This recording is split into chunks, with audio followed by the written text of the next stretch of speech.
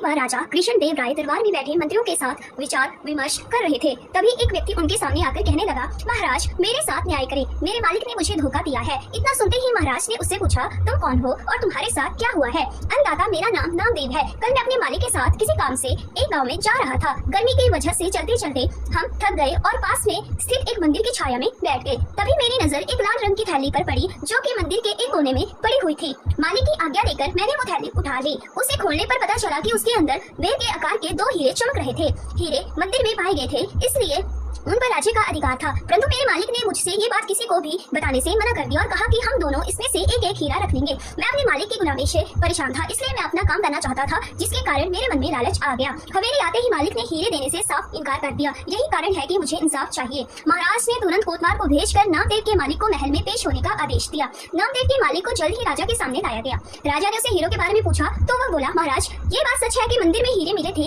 लेकिन मैंने वो हीरे नामदेव को देकर उन्हें राजकोष में जमा करने को कहा था। जब वो वापस लौटा तो मैंने उससे राजकोष की रसीद मांगी तो वह आनाकानी करने लगा। मैंने जब इसे धमकाया तो ये आपके पास आकर मन गढ़ंत कहानी सुनाने लगा। अच्छा तो ये बात है। महाराज ने कुछ सोचते हुए कहा, क्या तुम्हारे पास इस बात का कोई सबूत है कि तुम सच बोल रहे हो? अन्नदाता, अगर आपको मेरी बात पर यकीन न हो तो आप मेरे दूसरे 3 नौकरों से पूछ सकते हैं। वो उस वक्त वही थे। उसके बाद 3 नौकरों को राजा के सामने लाया गया। तीनों ने नामदेव के खिलाफ गवाही दी। महाराज 3 नौकरों और मालिक को वही बिठाकर अपने विश्राम कक्ष में चले गए और सेनापति तेनालीराम महामंत्री को भी इस विषय में बात करने के लिए वहां बुला लिया। उनके पहुंचने पर महाराज ने महामंत्री से पूछा, आपको क्या लगता है, क्या नामदेव झूठ बोल रहा है? जी महाराज, नामदेव ही झूठा है। उसके मन में लालच आ गया होगा और उसने हीरे अपने पास ही रख लिए होंगे। सेनापति ने गवाहों को झूठा बताया, उसके हिसाब से नामदेव सच बोल रहा है। तेनालीराम चुप खड़ा सबकी बातें सुन रहा था। तब महाराज ने उसकी ओर देखते हुए उसकी राय मांगी। तेनालीराम बोला, महाराज कौन झूठा है और कौन सच्चा इस बात का अभी पता लग जाएगा, परंतु आप लोगों को कुछ समय के लिए पर्दे के पीछे छुपना होगा। महाराज इस बात से सहमत हो गए क्योंकि वो जल्दी से जल्दी इस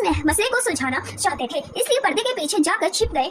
महामंत्री और सेनापति मुंह सिकोड़ते हुए पर्दे के पीछे चले गए और विश्राम कक्ष में केवल तेनालीराम ही दिखाई दे रहा था। अब उसने सेवक से कहकर पहले गवाह को बुलाया। गवाह के आने पर तेनालीरामन ने पूछा, क्या तुम्हारे मालिक ने तुम्हारे सामने नामदेव को हीरे दिए थे? जी हाँ। फिर तो तुम्हें हीरे के रंग और आकार के बारे में भी पता होगा। तेनालीराम ने एक कागज और कलम गवाह के सामने करते हुए उसे कहा, लो मुझे इस पर हीरे का चित्र बनाकर दिखाओ। इतना सुनते ही उसकी सिटी बिटी गुल हो गई और बोला, मैंने हीरे नहीं देखे क्योंकि वो लाल रंग की थैली में थे। अच्छा चुपचाप वहाँ जाकर खड़े हो जाओ। अब दूसरे गवाह को बुलाकर उससे भी यही प्रश्न पूछा गया। उसने हीरे के रंग के बारे में बताकर कागज पर 2 गोल आकृतियां बनाकर अपनी बात साबित की। फिर उसे भी पहले गवाह के पास खड़ा कर दिया गया और तीसरे गवाह को बुलाया गया। उसने बताया कि हीरे भोजपत्र की थैली में थे, इस वजह से वो उन्हें देख नहीं पाया। इतना सुनते ही महाराज पर्दे के पीछे के सामने आ गए। महाराज को देखते ही तीनों घबरा गए और समझ गए कि अब सच बोलने में ही उनकी भलाई है।